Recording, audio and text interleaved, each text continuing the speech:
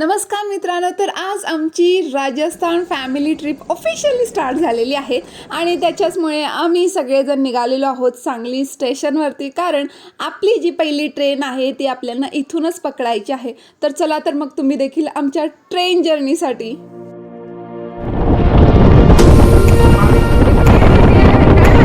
आपण भारत आणि पाकिस्तान यांच्या बॉर्डरवरती उभे आहोत. टँकवाला एवढं नाही.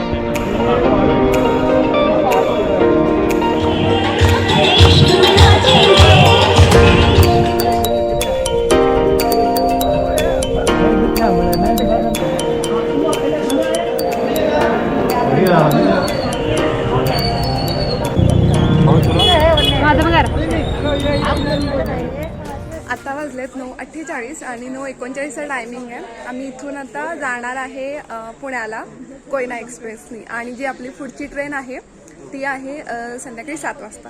सो आता मला पोचायचं आहे पुण्याला आणि आम्ही जस्ट ट्रेनची वाट बघत थांबलो इथे. फ्रेंड्स, माझ्या मते फॅमिली ट्रिपमध्ये सर्वात मस्त गोष्ट म्हणजे सगळे आपण एकत्र असतो, एकत्र हसतो, एकत्र खाऊन मज्जा करतो आणि रोजच्या जीवनाच्या धकाधकीतून बाहेर पडून फक्त एकमेकांसोबत वेळ घालवतो.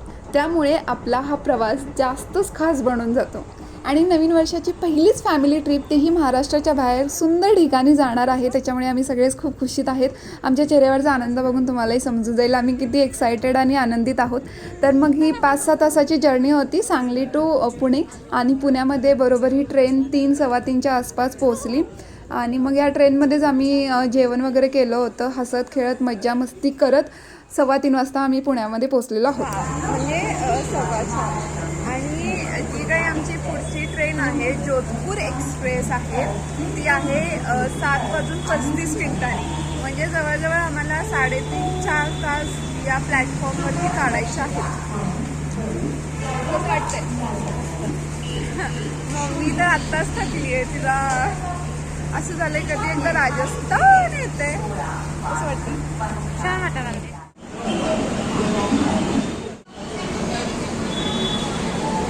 बरोबर 5:45 वाजलेत, ठीक आहे. आणि आमची ट्रेन जी आहे ते 7:30ला मी आधीच सांगितले.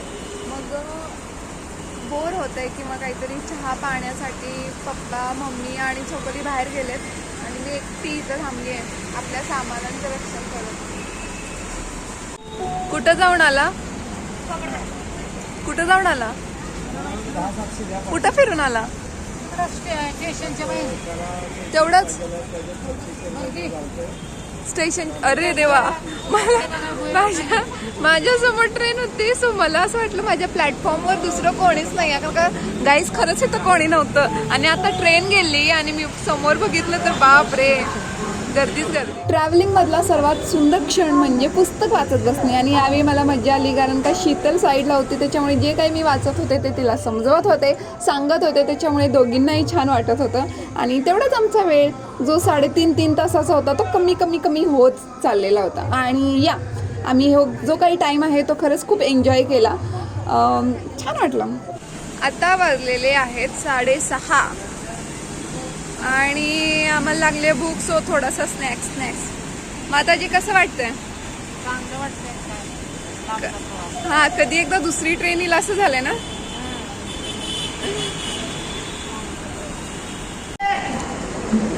जस्ट 5 मिनिट राहिलेत आणि आधीच नाही 5 मिनिट राहिलेत आमच्या ट्रेन येण्यासाठी, आणि आत्ता त्यांनी हे केले, बोर्डला लावले नाव, आणि मग आमची धावपळ सुरू झाली आहे. पण छान आम्ही पळत आमचा प्रवास गाठलेला आहे. 2-3 मिनिटात एकदम आपण तुम्ही तिथं डायरेक्ट आलो असतो तरी चाललं असतं. या इथून अगदी पुढ्यात आलो तर पण वरचा वेगळा आहे ना.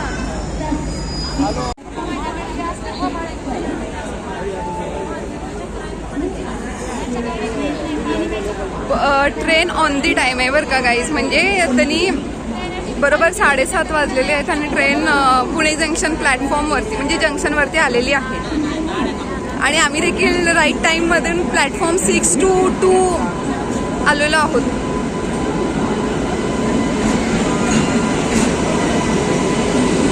चार्जर आहे ना. फायनली आपण सीटवर बसलेलो आहोत. आणि खूप एक्साइटमेंट आहे भैयाला भेटणार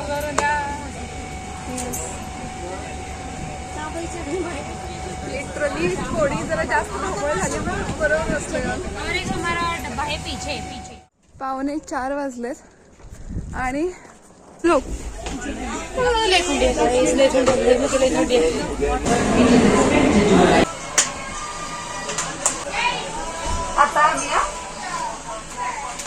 साडे 5ची गाडी 7:30 वाजून गेले तरी अजून आले नाही. आणि